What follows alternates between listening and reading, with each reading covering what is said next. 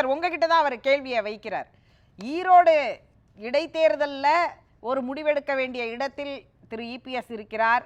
எல்லாரையும் ஒன்றிணைந்து போனாதான் ஒரு வெற்றியை பெற முடியும், சின்னம் நமக்கு கிடைக்கும், அப்படிங்கிற இடத்திற்கு நகர முடியும் அப்படிங்கிறார். அப்படிதான் அதை பார்க்கணுமா? அதாவது என்னுடைய ஒப்பீனியனை சொல்றேன். யாருக்கும் நான் யாரையும் குறைச்சி சொல்லல, அதை நிறைவாகவும் சொல்லல, உயர்த்தியும் சொல்லல. எனக்கு தெரிஞ்சத ஃபேக்டர் சொல்றேன். அதாவது இங்கிலீஷ்ல சொல்லுவாங்க அப்ளைங் சால்ட் ஓவர் தி அபரேஷன்ஸ். அதாவது ஒரு சிராய்ப்பு இருக்குது, அந்த சிராய்ப்புல உப்பை தடவும் போது அந்த நேரத்துல எரியும், கொஞ்ச நேரத்துக்கு எரியும். அந்த கொஞ்ச நேரம் கொஞ்சம் அசோகமா இருக்கும். அதுவே அந்த உப்பத்தன இடத்தினுடைய பாகத்தை வந்து முடக்கின. இப்படித்தான் நான் அதிமுகவுடைய ரெட்டலை இப்பொழுது இருக்கக்கூடிய அதிகமான ஸ்ட்ரென்த் ஆஃப் மெஜாரிட்டின்னு சொல்லுவாங்க தேர்தல் கமிஷன்ல. இந்த ஸ்ட்ரென்த் ஆஃப் மெஜாரிட்டி யாருக்கு இருக்குன்னா அண்ணன் எடப்பாடி அவர்கிட்ட இருக்குது. அப்போ நீங்க தேர்தல் கமிஷன்ல என்ன நடவடிக்கை எடுத்தாலும் என்ன என்கொயரி பண்ணாலும் ஒரு பாயிண்ட் வந்து எடப்பாடி அண்ணன் தரப்புல இருந்து பேசுவாங்க. எப்படின்னா இப்போ ஓபிஎஸ் அண்ணனும் போட்டி போட கேட்கிறாரு, எடப்பாடி அண்ணன் கேட்கிறாரு. ஓபிஎஸ் அண்ணன் சைட்ல இருந்து ஓபிஎஸ் அண்ணனுக்கு சார்பாக ஒரு 10,000 உறுப்பினர்கள் ஒரு பெட்டிஷனர் தேர்தல் ஆணையத்திற்கு கொடுத்து ஓபிஎஸ் அண்ணனை வந்து நீங்க வந்து இந்த கட்சியில் நிற்கிறது தவறு அப்படின்னு உறுப்பினர்கள் கொடுத்திருந்தாங்கன்னா அதுல வந்து ஒரு இம்பாக்ட் இருந்திருக்கும். ஆனா அதே மாதிரி இந்த மற்ற கட்சியுடைய உறுப்பினர்கள் அல்லது ஒரு 1000, 2000, 3000 பேர் இந்த வந்து இந்த நடைமுறைகள் இப்ப இருக்கிற நடைமுறைகள் எல்லாம் எடப்பாடி என்ன வந்து செய்தது தவறு அப்படின்னு கொடுத்திருந்தாலும் அதுக்கு ஒரு இம்பாக்ட் கொடுத்திருக்கும். இதெல்லாம் இல்லாத போது அவரு நம்ம புதுக்கோட்டை அவரு செல்வராஜ் புதுக்கோட்டை நண்பர் சொன்ன மாதிரி ஒரு சில நபர்கள், ஆனா எல்லாருமே கட்சிக்காரங்க தான், நான் இல்லைன்னு சொல்லல, எல்லாம் முக்கியமானவங்க தான். நான் என்ன சொல்றேன், அதிமுகவுடைய பிரெயின் நோக்கம் என்ன, திமுகவுடைய ஆட்சியை நம்ம வந்து எடுத்துட்டு நம்ம ஆட்சிக்கு அடுத்த 2026 தேர்தல் அமைக்கணும் அப்படிங்கிறது தான் ஒவ்வொருடைய அதிமுக காரணமா இருக்கணும், தொண்டனுடைய எண்ணமா இருக்கும். அதுல டிஃபரன்ஸ் ஆஃப் ஒப்பீனியன் இருக்கலாம், அதை வந்து பேசிக்கணும். முதல்ல ஜெயிக்கிறதுக்குள்ள வழியை உண்டாக்கிக்கிட்டு அது உள்ள வந்துட்டு உள்ள இருந்துகிட்டு தான் டிப்ளமேசியா பண்ணணும். அதுதான் புரட்சி தலைவர் வந்து டிப்ளமேசி சில விஷயங்களை சொல்லுவாரு. அதற்கு வாய்ப்பே இல்ல, கதவுகள் மூடப்பட்டுருச்சுன்னு சொல்லிட்டாரே.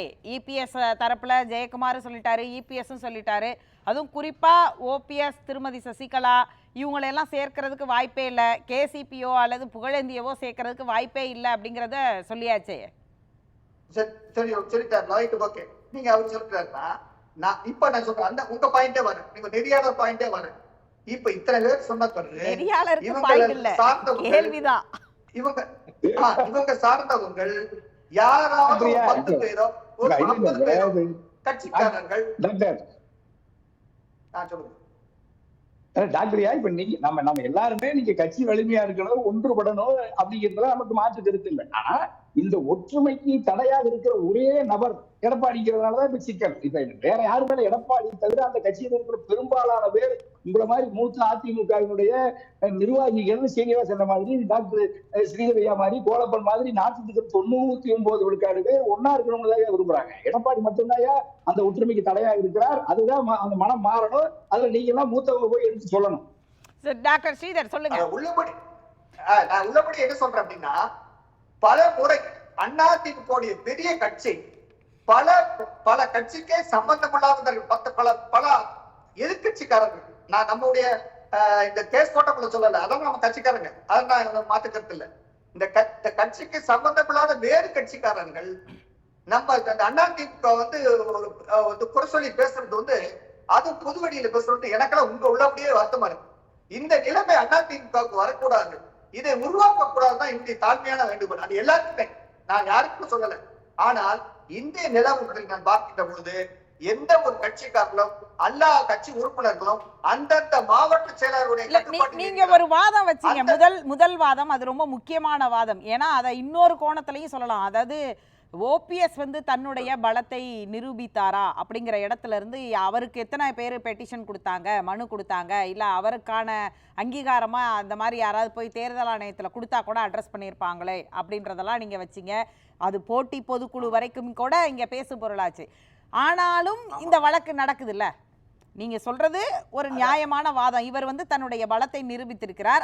அவருடைய பலத்தை நிரூபிப்பதற்கான ஒரு வாய்ப்பை அவர் உருவாக்கி இருந்திருக்கணும். அதை உருவாக்காம இதை எப்படி வாதத்துக்கு? ஆனா அதை தாண்டி வழக்குன்னு வரும்பொழுது டாக்குமெண்ட்ஸ் அடிப்படையில உங்கள் கட்சியுடைய அடிப்படை சட்ட விதிகள் அடிப்படையில தானே கேஸ் நகருது.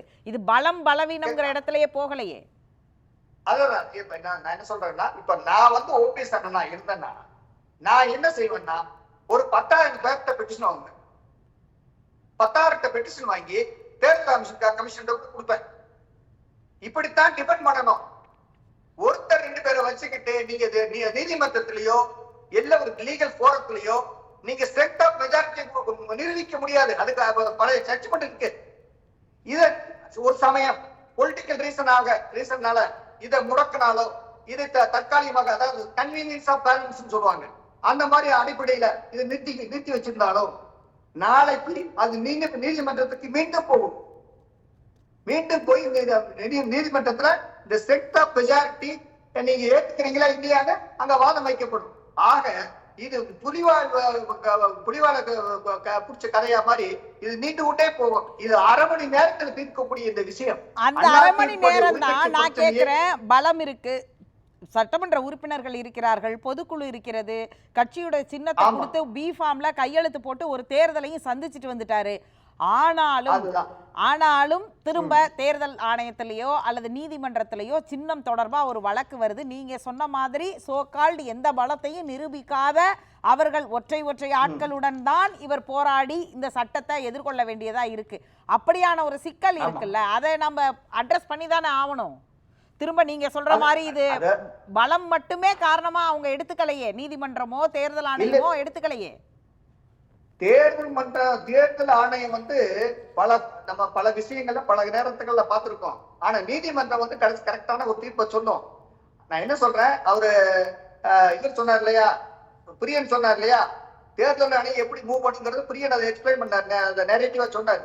அதை மறக்க முடியாது. அவர் பிரியன் சொன்ன அந்த வாதங்கள் வந்து தேர்தல் ஆணையம் அப்படித்தான் இதுவா இருக்கு. பல மாநில தேர்தல் பார்த்திருக்கோம். இப்போ ஃபார் எக்ஸாம்பிள் நம்ம மகாராஷ்டிரா தேர்தல் தான் பார்த்தோம். அதை நம்ம சொல்ல முடியாது.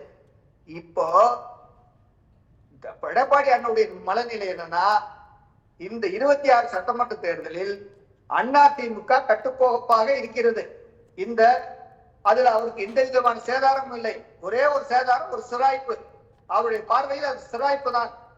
ஆனால் அது வந்து ஒரு முடக்கத்தையோ ஒரு கையவோ காலையோ முடங்கி போகிற அளவுக்கு அது உண்டாகவில்லை. இந்த சிராய்ப்பு ஒரு வாரத்தில் தீர்ந்துவிடும். ஆனால் அது தற்சயமான எரிச்சல் இருக்கும். அது அவருக்கு தெரியும், எடப்பாடி தெரியும்.